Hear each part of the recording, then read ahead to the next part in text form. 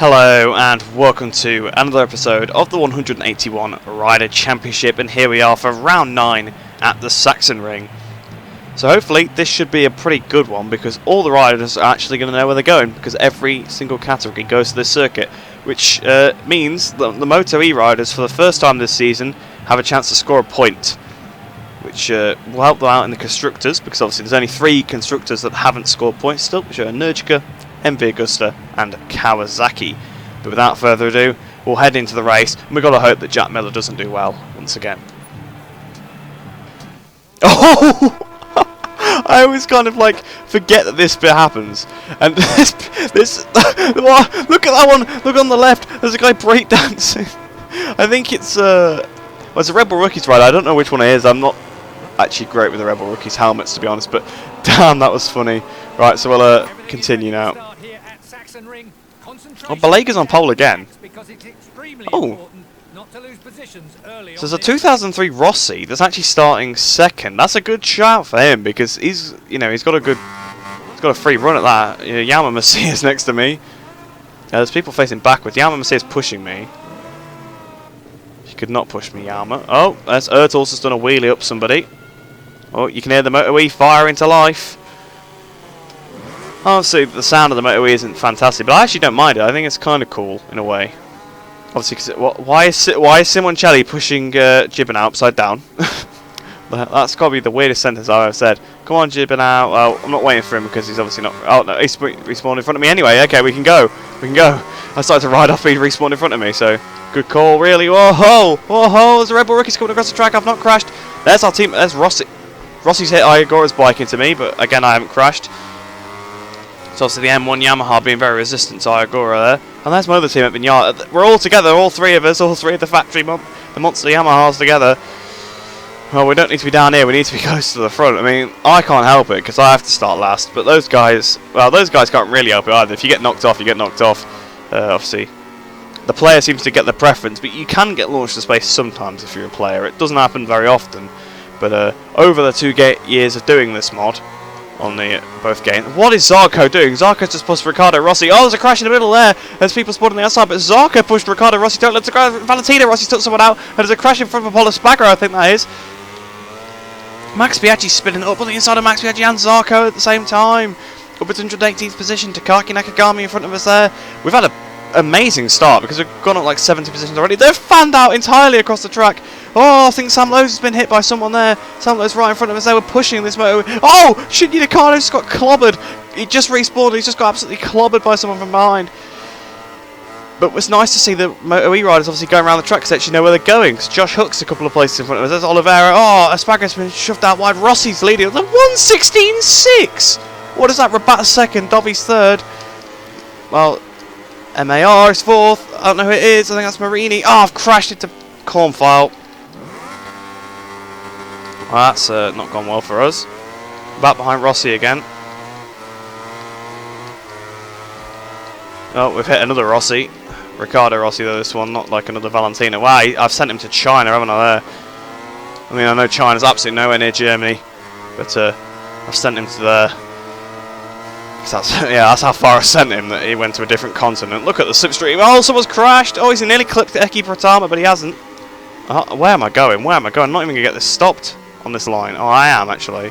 I have to go right round them, and I've just gained about 80 positions in about 2 corners again. Oh, I've just bashed Romano. It's hard to not have contact with some of these slower bikes because this track is so windy. Like usually you can have a nice big gap between them, or you can wait till the next corner to dive, but they're just so slow in the mid corner. You close up to them.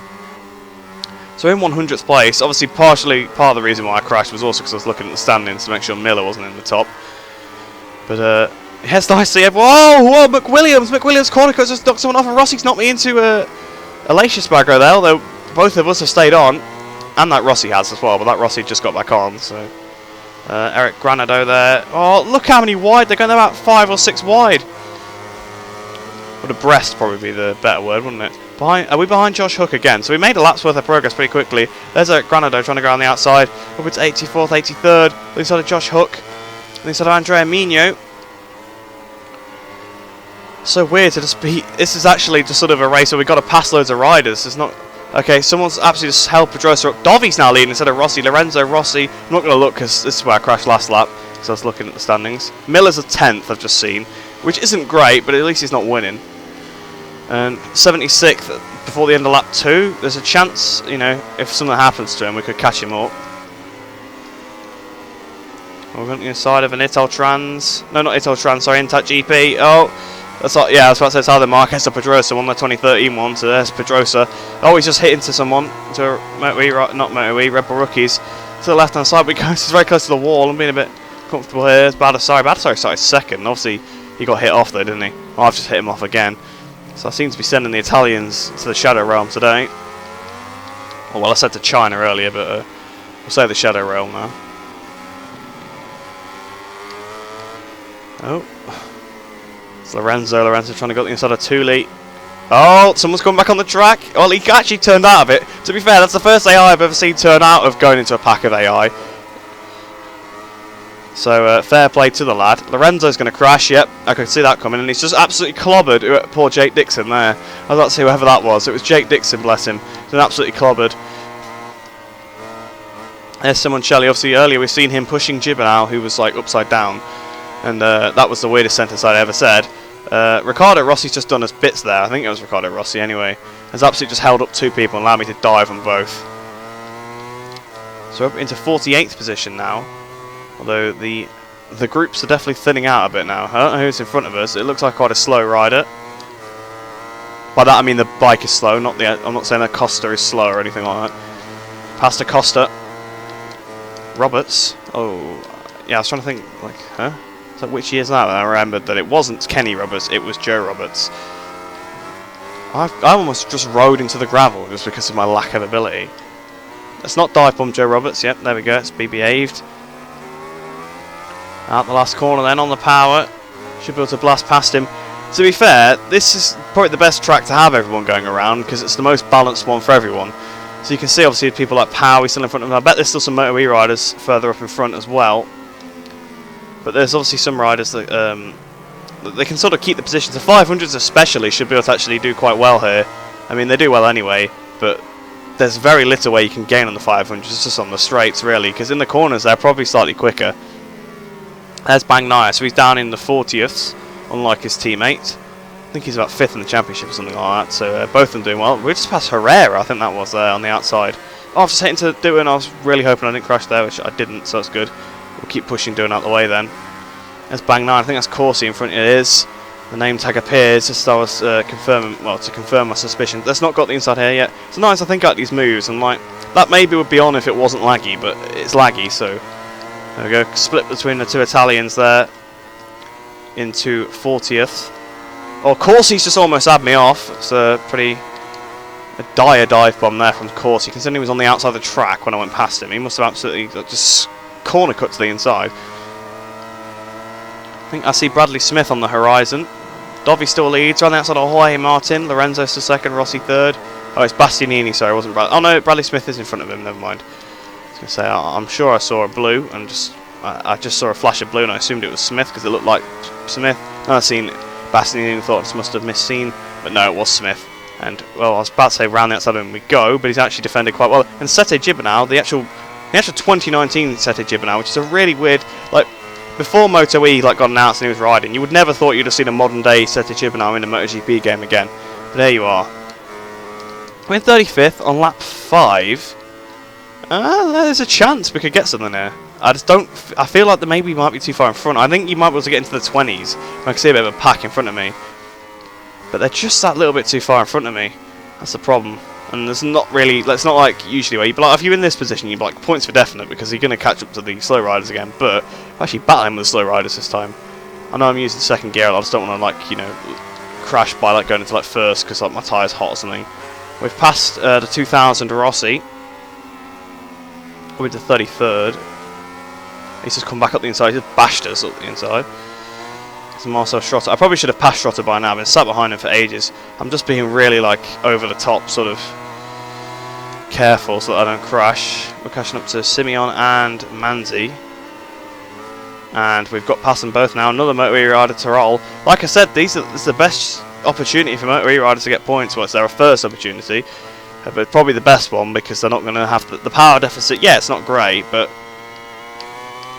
obviously it's going to cost them a lot because, you know, we've literally passed them into a corner because of the drive we got off the previous one, because of how much more power we had. But this is their best chance of getting something decent. So it seems like the top 5 are in a postcode of their own, but maybe some of the others are a bit closer. I can see... Oh, it's a big group, but they're just too far in front, and this group here I think will take me to about 23rd maybe. So Cassadai is in front of us. To the right hand side we go. Past Cassadai, there's D'Amelio. So yeah, this Moto E rider's quite far at the orders. Kenny Foray as well. So there's still more to come. Hector Garza in front of him. Inside of Kenny Foray. I've just kind of set him up a bit. There's Jorge Lorenzo in front. Well, getting passed by Hector Garza. Garza just kind of lost it into Lorenzo. Past Garza. Trying to go around the outside of Jorge. Yes, we've done it. So now it's Rossi and Vermeulen in front of us. Which actually takes us to 22nd, which was close to where I thought. So I think we're just going to be just shy of points this time. And our best mate Miller's still in the points, I'm assuming. I haven't seen... Obviously, he's quite far behind, so... oh, yeah, they get on the outside curb there, and it's quite bad for them. I think maybe a couple of riders even went into the gravel there. I'm not 100% sure. Perhaps I'm getting confused with the previous race. Obviously, Aston, where there was people just going into the gravel for seemingly no reason. Well, it seems like there's quite a group of slow riders in front, because even Rossi and Vermeulen are catching them. So I think it might be a pack of like 500s. Oh, there's actually a Moto2 rider there, I can see. I think it's a Sky VR46 rider. In fact, yeah, it's Balega, yeah. So Balega's actually finally capitalised on this good start to be in a good position near the end. He's actually just completely blocked me as well, which is fantastic. Yeah, he's actually just cost me getting past him because he blocked me so well. Although we're going to power past the pair of them by just getting on the power a bit earlier. Past the pair of them we go. Rossi's up next, now 21st. There's Navarro in front of him. I think Marini's in front of him as well. So the Sky VR46 boys in the Moto2 category at least doing well today. Well, the Moto2 boys just doing well in general. I suppose they got more power than the Moto E, so if the Moto E have got a good chance of points, these definitely have. Oh, Agata. Agata's close to points, and MV Augusta, one of the only manufacturers to not score points yet. Oh, we've almost hit to Marini, and that would have been right in front of Valentino Rossi as well. He wouldn't have been pleased by his future teammate, because obviously it wasn't the modern day Rossi, taking out his brother. Agata here in 18th position. 1 lap 7 of 8. I can see 16th. That's the annoying part. I can see 16th, and I think that's feasible to maybe catch those two. And that kind of winds me up a bit, because if I finish 16th, I'm sure we finished about 16th, 17th at Catalonia as well. And the thing is here, like, I know obviously a lot of the riders are slower and we're gaining on them multiple seconds a lap just because they haven't got the power behind them, but to be honest, to go from 181st with like only a few crashes, so maybe like 20 of the positions you could say were through crashes, to get into like the top 15 is pretty hard to do from last. Because you lose 20 seconds off the start every time, and then obviously then you compound that with all the time you lose in the race. You can see Brad Binder, I'm catching up to him. I've gone for the dive, but I'm just getting flashbacks to what happened with Cornfall earlier. Obviously, if I hadn't crashed into Cornfall, I probably would be fighting for that 15th. I can see 15th place up the road. Although he looks like he's struggling a bit. We've passed Binder now. So if we can get Kato quite quickly, maybe we can have a look at trying to get the guy that's in 15th. Oh yes, he looks very slow on the straight. He looks very slow on the straight indeed. I hope it's not a Moto E rider because I feel really bad. It's Ferrari, isn't it? Oh, it's Savadori. So actually, he's in the points. I'm going to kind of feel bad about taking that point away from him, but it's on the table and it's definitely coming towards us because Kato's catching him. I'm catching Kato at the same time, not at the same rate, of course, but oh, it's going to feel really bad to take a point away from a Moto E rider. And like, fair play to him because he's still in 15th, he's still in the top 15 after like 8 laps on a very much inferior motorcycle.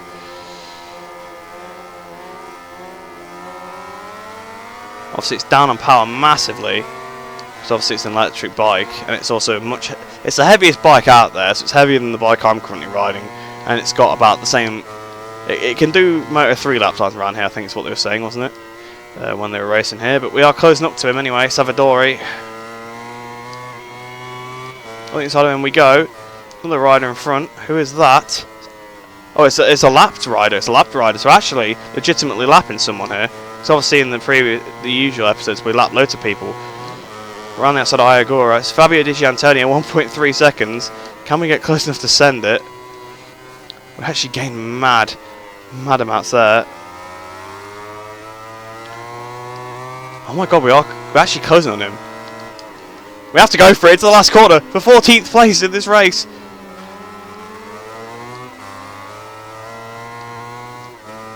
Yes. Boom. Adrian Huertas was in front of us. There was actually a rookies rider still in front of us. Oh my god. Oh, look who finished 6th. Jack Miller. Nice. Well done, guys. Well, at least 5 people beat him this time. He didn't come second again. I mean, there's still more points on the board for him. But how does he keep getting these positions? It must be to do with where he starts, like his skill stat where like he's put on the grid. It must be like an optimal position to not get taken out. I mean, in this race, it was just about where he started. Like, if you didn't get knocked off loads at the start, fair play, GG, you got a good position.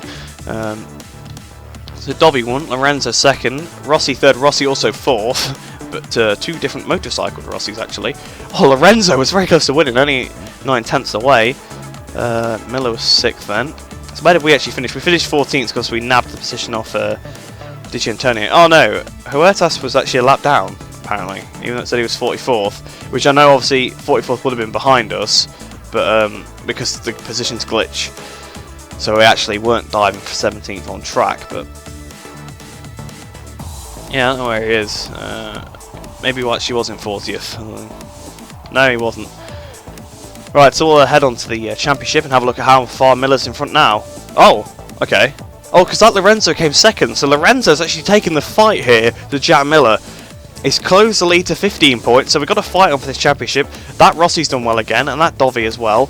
So they're up to 3rd and 4th place. Crutchow's down to 5th, whereas Bagnaia dropped to 7th. Where are we now? We actually moved. Oh, we moved down one to 13th, even though we scored points. We're now on level with Marc Marquez, though. But it actually looks like this championship is still a little bit alive, because Lorenzo's had a pretty good run of form. He was already second in the championship, actually. I hadn't even really picked up on that. But, yes, so he's pretty close. He's pretty close to Lorenzo, sorry, to Miller. So this could still be on between these guys.